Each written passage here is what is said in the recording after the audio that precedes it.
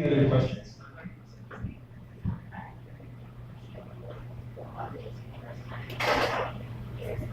Okay, ma'am, sa tingin po ninyo, what should be done sa mga high-rise building na posibleng nakagamit ito mga ganitong klase ng bakal? I mean, sure, pwede kasi sabi nga naka 10 years na para lang mayroong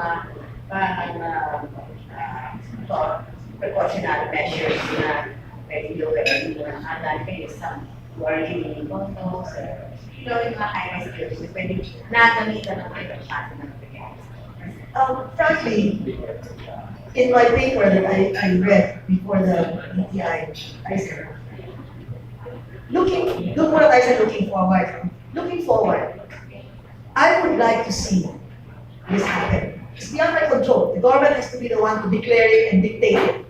One, all steel bars still found in bodegas, warehouses, job sites, factories, as of this very second. All of those steel bars have to be recalled by the steel manufacturers who manufactured them, bring them back to the factories, melt them down, produce steel bars, duly embossed, properly embossed and identified, and put it out on the market so that people will now know what they are. Because right now, nobody knows. Nabubura yung pintura, hindi ko na alam kung anong grade, wala yun, di ba? At their own expense. Walang iniwan ito yung mga auto companies, di ba? Kotse. Pag may diferensya yung kotse, nire-recall yan eh. Kahit na 1 million kotse, they will recall that at their expense to replace those defective parts. Another item. Steel manufacturers must answer our questions. They are in your kits. They were the questions I asked in the DTI meeting. Number 1, when did you start manufacturing these quench-tempered bars? Who started it? Who are now doing it? Etc. And kailan yung ginawa ito? Up to now, walang sagot. Number 2, yung bang dineklara nyo na grade 60 na steel bars, ginagarantiyahan nyo yan, it is grade 60 inside and outside. End to end. Sinagot yan nung hearing, nung meeting ng DTI few Fridays ago. Anong sagot ng Pag-asa Steel President? Sabi niya, hindi naman parang saging yung aming mga bakal na babalatan nyo lang. That means an issue as grave, deadly, and dangerous as this, pinagtatawanan nila para banggitin yung saging.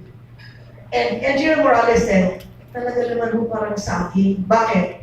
Kasi yung balat ay brittle. Yung loob, iba na material.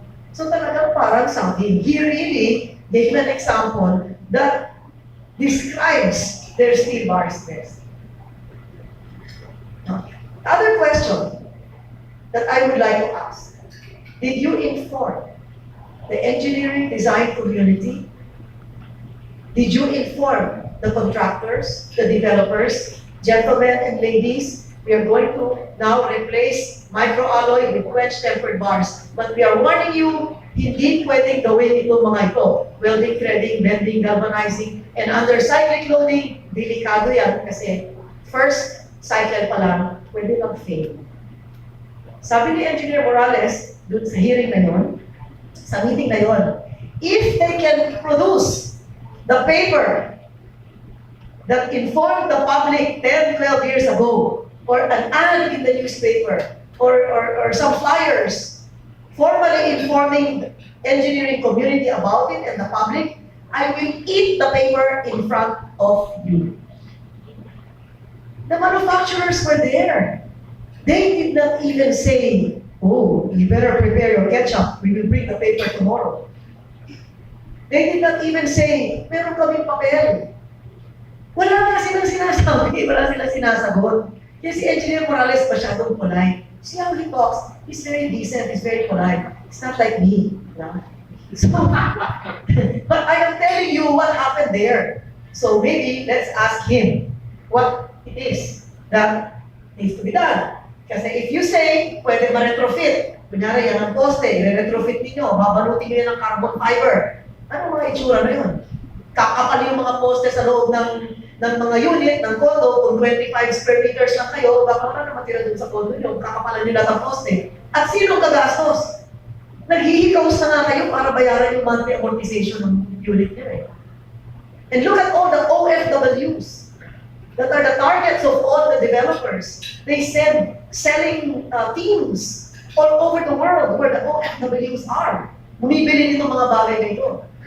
Yung pala, yung mismo developer, hindi nila alam. Hindi pa talaga nila alam, nagmamakaan lang, hindi ko rin alam eh. Pero, pwede natin paniwalaan na hindi nila alam, bakit? Wala naman sinabihan yung manufacturer na pinalitan na nila eh. And they did not create a second line of steel bars.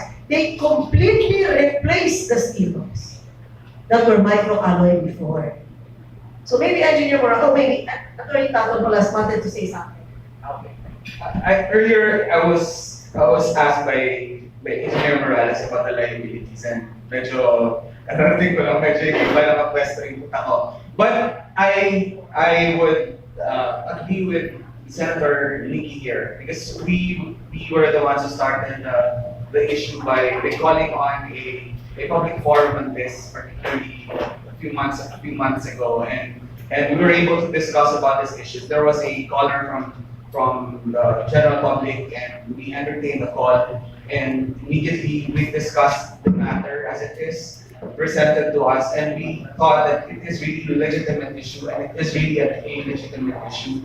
And the reason why we are going to the public because we want to call for responsibility to protect consumers, of course, as mentioned earlier, the ordinary delivery boy, investors, and of course the economic development. But because this will be tantamount to an economic sabotage, it is clear that this fraud being committed by the steel manufacturers, by these unscrupulous individuals who wanted to commit fraud and dishonesty to the general public, to the ordinary OFW, to the ordinary investor, and even the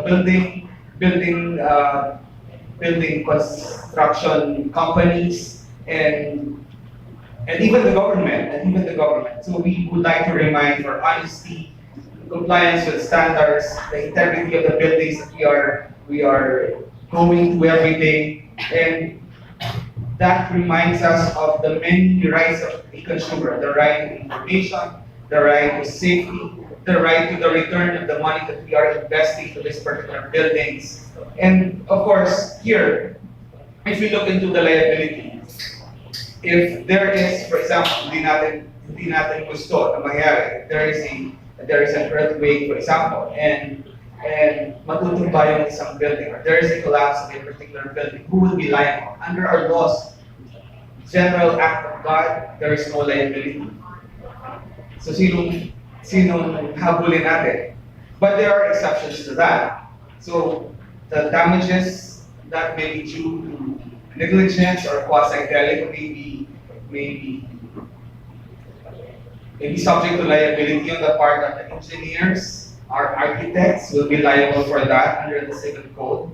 I can give you the write-up of the Consumers Union of the Philippines involving the standards to be used and the liabilities that may be imposed upon engineers, architects, and even construction companies regarding this matter. So if there is a collapse, if the building collapses after 15 years from the time of turnover, so for a period of 10 years, we can still file a case against the construction company, at the same time the engineers and the architects, and that may be based in Article 723 of the Civil Code of the Philippines, and the contractor under Article 1715.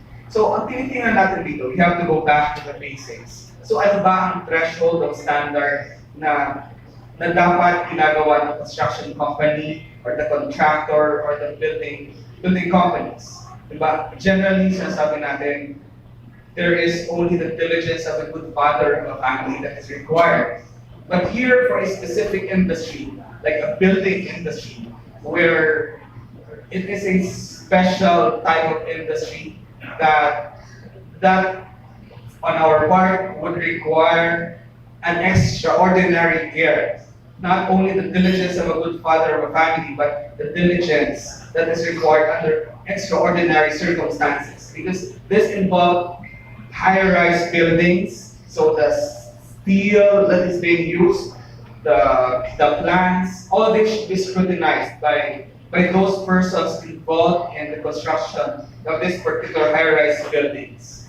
Because that is, as it is now, there is a clear intention to defraud not only the engineers or experts in the structures that we are building in the country, but the ordinary buyer, the ordinary consumer on these issues.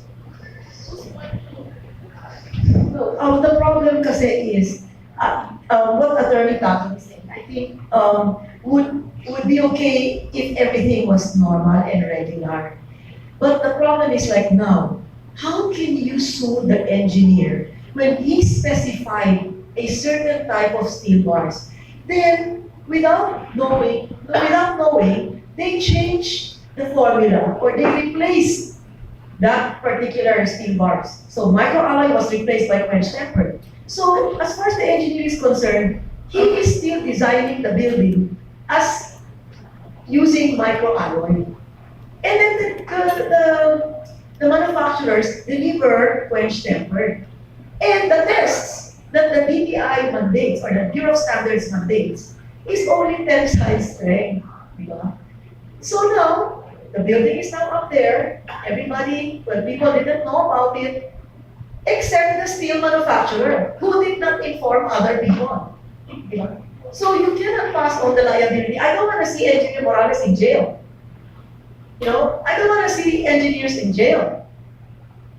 But the people, the engineers who say, alam namin yan, kahit alam namin yan, okay pa rin gamitin yan sa high-rise. Ayan, pwede pakulungin na rin. Because they have full knowledge. They know na bawal yan. Alam nila, in the first place, they agreed for 10 years with the Morales study. They agreed for 10 years. All of a sudden, today, they made balimbing and then they said, hindi, pwede na rin yan kahit na sa high-rise. In any kind of building, pwede yan. Diba? Without the benefit of producing a test that will demolish the Morales study. So yan, pwede mo pakulong yan. Kasi alam mo na bawal eh. Pero sabi mo, pwede mo gawin, di ba? Yun. Those are violating the standards imposed, for example, by the Bureau of Philippine Standards, by the Department of Trade and Industry. May violation doon kung yung mga binibenta nila in the market is. They are not violating the Bureau of Standards. The Bureau of Standards is not requiring bending, galvanizing, threading, and welding. Why? Because if they require it, the test will fail. The steel bars of these manufacturers will not pass. Kaya, kumbaga, parang hawak, quote-unquote, na noong mga steel manufacturers, yung mga nasa Bureau of Standards para, huwag yung test yung threading, welding, huwag yung test yan, huwag yung test yan. I-test nyo lang yung tensile strength, gusto kami papasa. In effect, gano'n na yan. As you are presenting it, there is really a problem on this because, as mentioned earlier by Senator Nikki here, ang mga taong nagko-compose mismo, nag-compose, nag-i-impose ng standards on this particular industry, may mga conflict of interest. So how can we ensure that there is a proper standard being imposed on this particular industry and this standard is being complied? Siyempre, kukomplyin nila yun because ito lang piniprescribe nila because hindi sila papasa, because of the conflict of interest in this particular issue.